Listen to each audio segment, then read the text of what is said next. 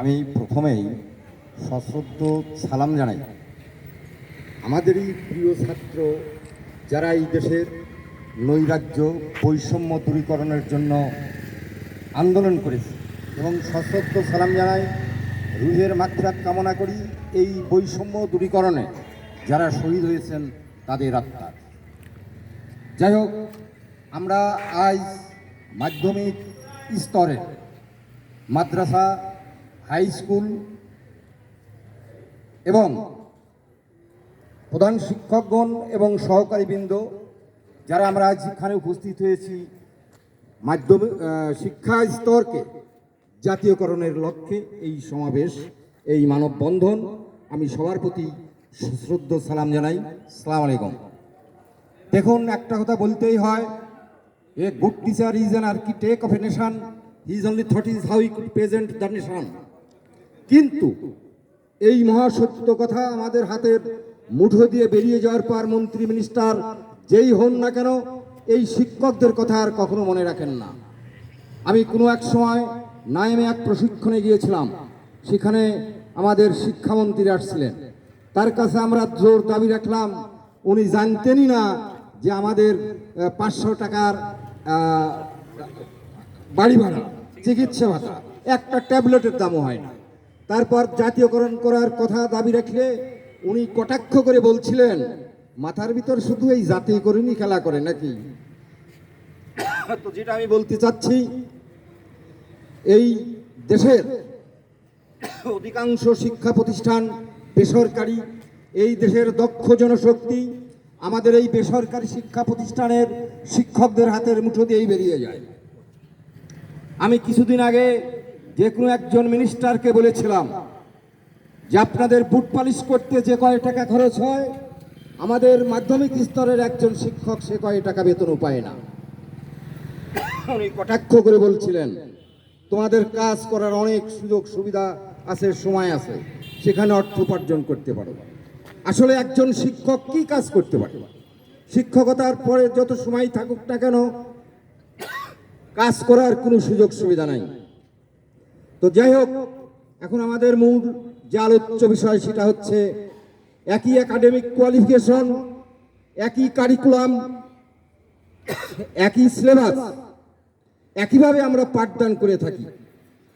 পক্ষান্তরে দেখা গিয়েছে সরকারিকরণ করা যে প্রতিষ্ঠানগুলো, তাদের থেকে বেসরকারি শিক্ষা প্রতিষ্ঠানের ছাত্ররা অনেক ঊর্ধ্বে গিয়েছে, অনেক প্রমাণও রয়েছে, অথচ আমাদের কোনো মূল্য নেই।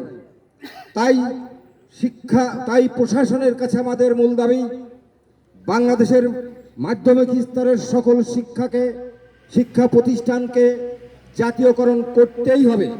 এবং আমাদের সবার দাবি, যতক্ষণ পর্যন্ত একই স্তরের সব শিক্ষা প্রতিষ্ঠানকে জাতীয়করণ করা না হয়, ততক্ষণ পর্যন্ত আমাদের জোর দাবি সরকারি শিক্ষা প্রতিষ্ঠানের শিক্ষকদের বদলি, পদায়ন, এই সব যেন বন্ধ থাকে।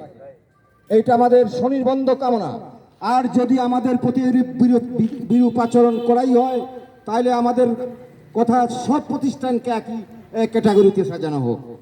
আর আমার প্রশাসনের কাছে এই দাবি, শিক্ষা বিস্তারের জন্য, সুষ্ঠু জনশক্তি গঠনের জন্য শিক্ষা কমিশন গঠনপূর্বক আমাদের সার্বিক দুঃখ কষ্ট মূল্যায়ন করা সংস্থা গঠন করা হোক।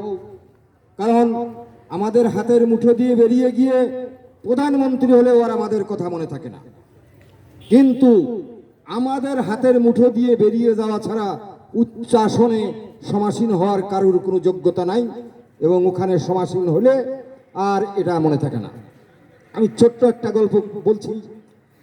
আমাদের এলাকার এক ডিপিওর বাসায় গিয়েছিলাম।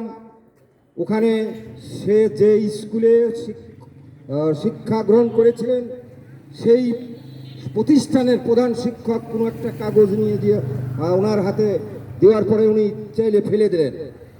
পরে আমাদের সামনে একটু লজ্জাবোধ করার প্রেক্ষিতে বললেন, কয়দিন পড়ছিলেন তাই কি হয়েছে, নিয়ম কানুন জানে না তো আমি কি করব? তো এই হলো আমাদের দেশের নিয়ম। সামান্য একটা ডিপিও, সামান্য অফিসার একজন প্রধান শিক্ষকের মূল্য দিতে পারে না। অথচ এরা এদের মাধ্যমেই কিন্তু ওখানে সমাসীন হয়েছে। তো যাই হোক, আমি সর্বশেষে শিক্ষা প্রশাসনের কাছে আমার দাবি, আমাদের প্রাণের দাবি, বেঁচে থাকার দাবি। এখানে প্রধান শিক্ষক আমেনা খাতুন বলেছে, একজন শিক্ষক 12,500 টাকা দিয়ে কি হয়?